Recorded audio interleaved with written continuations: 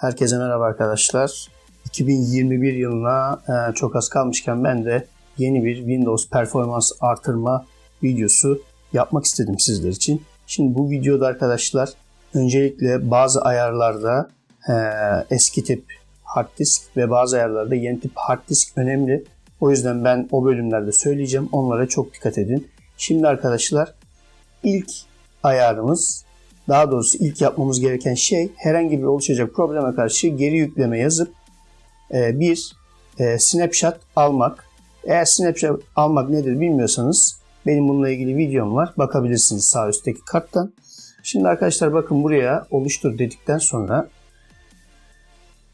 buraya arkadaşlar istediğiniz bir ismi verin. Bu yedek aslında bu.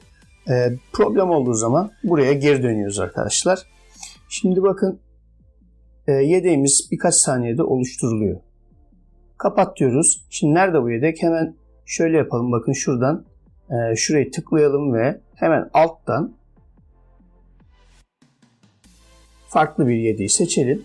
Gördüğünüz gibi arkadaşlar burada bir problem olduğu zaman, diyelim ki ayarlar iyi bir performans vermedi vesaire, buradan ileri diyerek yedeği seçip şu anki, yani işlemleri yapmadan önceki bilgisayarınızın haline dönmüş oluyorsunuz arkadaşlar. İlk ayarımızla isterseniz hemen başlayalım. Şimdi arkadaşlar şöyle yapıyoruz. Buraya gelip bilgisayarımı tıklayıp sağ tıklıyoruz. Gördüğünüz gibi bilgisayarımızın özellikleri var. Burada sistem özelliklerini tıklıyoruz ve burada arkadaşlar gelişmişteki performans ayarlarını açıyoruz. Bu çok bilindik bir yöntemdir fakat çok işe yarar bir yöntem. Özellikle kullandığınız bilgisayar laptopsa, ısınıyorsa ve eski ise bakın buradan grafik ayarlarını ayarlayabilirsiniz. Bunu komple arkadaşlar en iyi performans olarak ayarlayabilirsiniz. Veya buradan arkadaşlar bazı özellikleri açabilirsiniz. Siz de benim yaptığım, bakın buradaki tikleri açın arkadaşlar. Çünkü burada bazı gölgelendirme ayarları falan var. İki tanesini açacağım ben. Bunun dışındakilerin hepsinin kapalı olması yeterli. Uygula diyoruz ve buradan çıkıyoruz daha sonrasında arkadaşlar. Şimdi arkadaşlar bir sonraki ayarımıza geçelim. Performansımızı yükseltmek için arama çubuğuna denetim masası yazıyoruz. Bildiğiniz gibi ve buradan sistem ve güvenliğe giriyoruz arkadaşlar. Burada arkadaşlar güç seçeneklerine giriyoruz. Ve bakın burada dengelide şu an. Şu an ben laptop kullanmıyorum gördüğünüz gibi. Ben masaüstü kullanıyorum. O yüzden pil simgesi yok. Çünkü pil yok cihazda. Arkadaşlar burada bir de yüksek performans var ve bunun da bir üstü olan nihai, yani ultimate performans ayarı var. Eğer ki özellikle laptop kullanıyorsanız o ayarları açın. Fakat pilinizi takmanız gerekecektir prize. Onu da söyleyeyim şimdiden. Çünkü şarjı hızlı bitiyor. Şimdi ara çubuğuna gelip cmd yazıp yönetici olarak çalıştırıyoruz. Buraya arkadaşlar ben açıklamalarda size bir kod vereceğim. Bu kodu alın ve buraya yapıştırıp enter deyin. Gördüğünüz gibi nihai performans yazısı var arkadaşlar. Bu masaüstü olsa, laptopta olsa çıkacaktır. Tekrardan arkadaşlar denetim masasına gidelim ve güç seçeneklerine sistem içerisinden girelim. Gördüğünüz gibi yüksek performans ve nihai performans var. Burada özellikle laptop kullanıcıları nihai performansı seçmesi gerekiyor. Buradan kendinize göre isterseniz daha fazla ince ayar yapabilirsiniz ama ben çok da açıkçası kullanmıyorum. Belki bilgisayarı uykuya geçmesiyle ilgili vesaire bu tür ayarları yapabilirsiniz. Kaç dakikada geçecek gibi ufak ince ayarları yapmanız mümkün. Buradan geri diyorum. Nihai performansı alıyoruz arkadaşlar ve buradan çıkarak bir sonraki ayarımıza geçiyoruz. Şimdi bir sonraki ayarımıza hemen bakalım. Öncelikle başlatı tıklıyoruz arkadaşlar. Buradan ayarlara giriyoruz. Şimdi burada arkadaşlar yapmamız gereken bazı optimizasyonlar var. Buradan bakın Xbox, yani oyun game bölümüne girdik. Buradan tek tek bakacağız. Öncelikle yakalamalara bakalım. Burada bir şey yok. Bakın oyun modu. Eğer ki arkadaşlar bu oyun oynuyorsanız daha çok Windows'ta oyun performansınızı artıracaktır. Ve sağ taraftan bakın grafiği tıklayıp buradaki bakın açtığım ayarı siz de açın ve bilgisayarı yeniden başlatın arkadaşlar. Buradan bakın. Tabi yeniden başlatmadan önce burada oyunlarımızı buraya tanımlamamız gerekiyor. Hangi dosyadaysa artık oyunlarımız. Bakın benim C klasörüne giriyorum. Program Files'e giriyorum. Epic Games'in bildiğiniz gibi ücretsiz oyunlar var. Ben de indiriyorum arkadaşlar herkes gibi. Buradan 2 tane oyunum var zaten bilgisayarımda. Bunları ekliyorum gördüğünüz gibi exe dosyalarına. Buradan da yüksek performansı seçiyorum. Şimdi tekrardan göz atlıyorum. Şöyle yapalım. Evet. Diğer oyuna gelip buradan exe dosyasını hangisi? Evet. Buradan bulup bunu da ekle diyerek arkadaşlar ve seçeneklere gelip buradan yüksek performansı seçiyorum. Gördüğünüz gibi bu arkadaşlar oyunlardaki performansımızı ciddi anlamda artırıyor.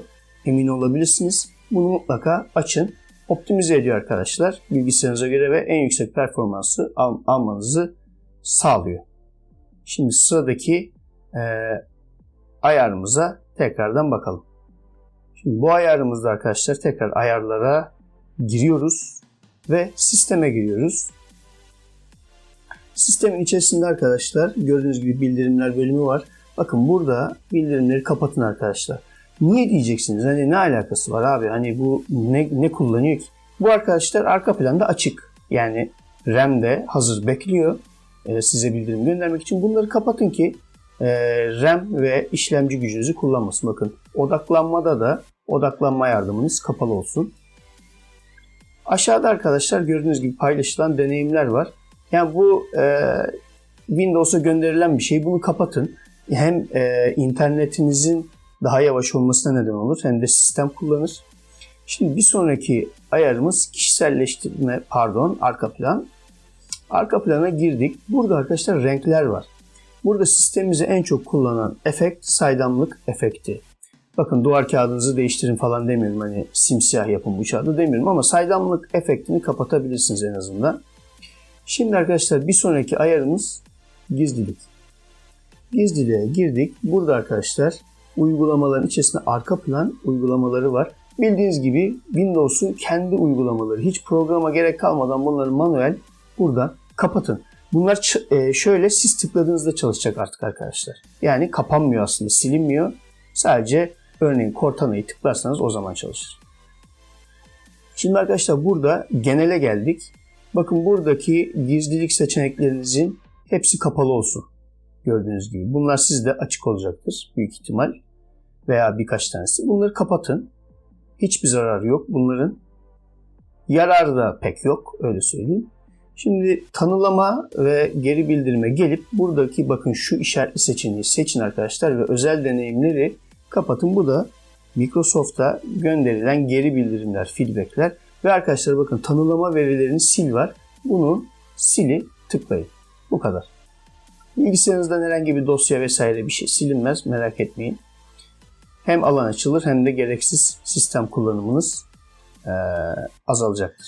Şimdi ana sayfaya tekrar geri dönüp buradan uygulamalar ve özelliklere giriyoruz.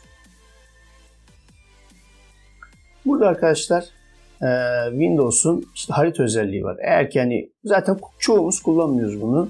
Tüm haritaları sil deyip sil diyoruz arkadaşlar.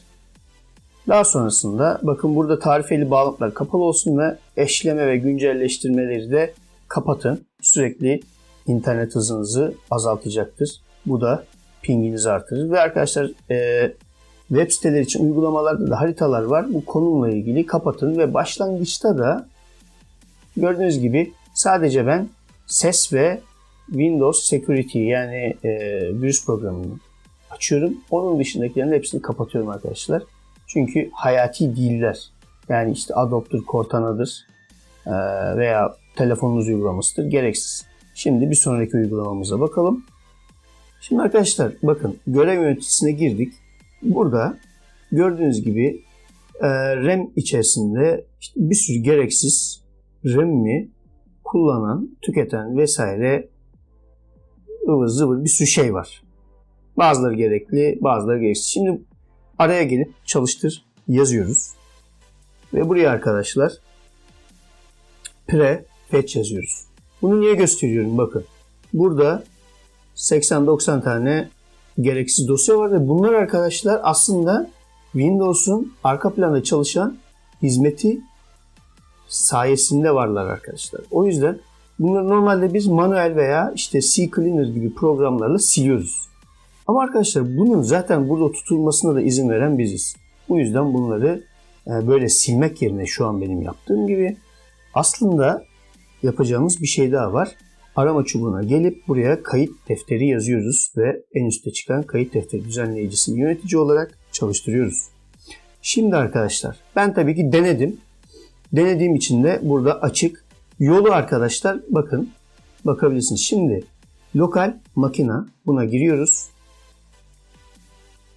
Burada arkadaşlar içerisinde sistem var. Sisteme girip kontrol, current kontrol panel ve içerisindeki kontrole giriyoruz ve aşağı doğru kaydırıyoruz.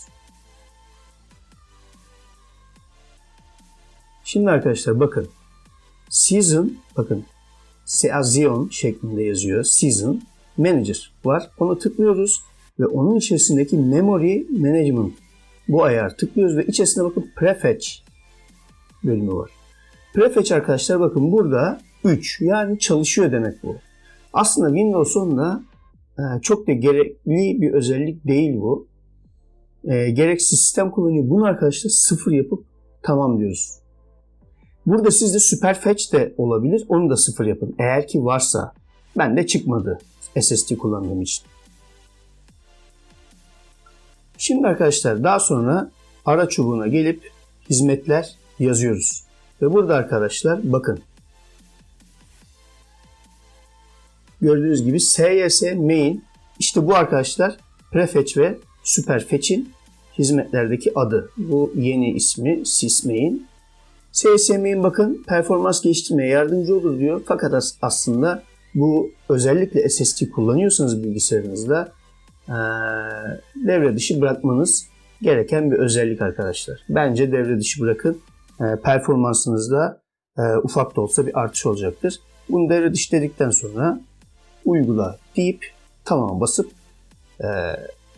hizmetleri ve kayıt defterini kapatıyoruz arkadaşlar ve bir sonraki ayarımıza geçmeden önce sisteminizi bu arada isterseniz videonun sonunda veya şimdi yeniden başlatabilirsiniz. Şimdi bir sonraki ayarımıza bakalım arkadaşlar. Bakın görev yöneticisine tekrardan geliyorum ve şunu şöyle bir büyüteyim arkadaşlar. Bakın. RAM kullanımına tekrar bakıyorum.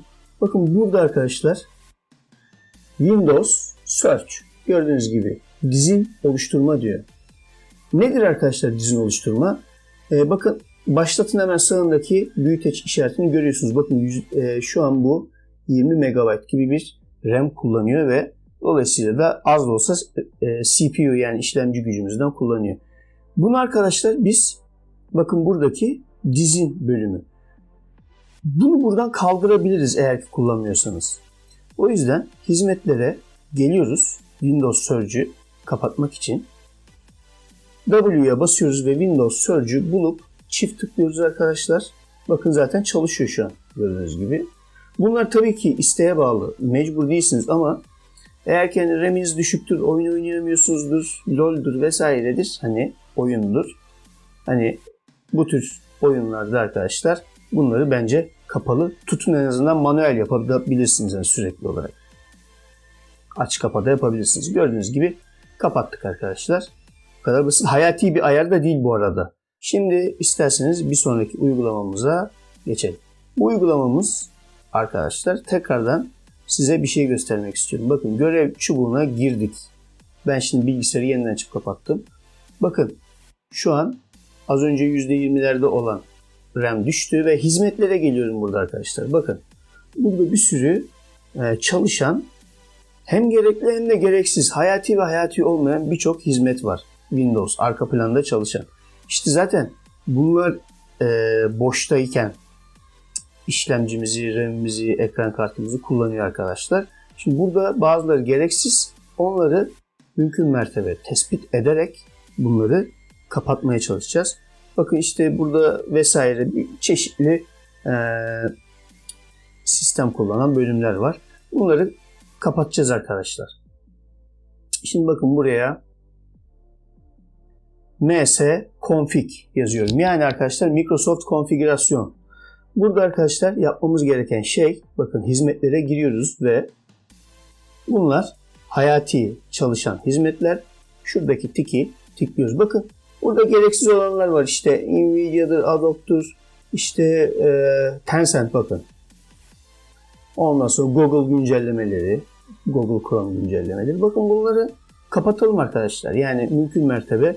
Çünkü bunlar da çalışıyor ve gereksiz güçten kastım işlemci ve RAM tüketimi, bazen hatta ekran kartı tüketimi neden oluyor? Uyguluyoruz ve tamam diyoruz ve tekrardan başlat diyoruz. Ben şimdilik işleme devam edeceğim için başlatmayacağım. Siz işlemi bitirdikten sonra başlatabilirsiniz tekrardan bilgisayarınızı. Şimdi son ayarımız arkadaşlar. Tekrardan C'ye girip bakın şurada şöyle ortaya alalım ve bunu kapatalım. Bakın arkadaşlar şurada bir yazı var ve işte bu dizine ekleme.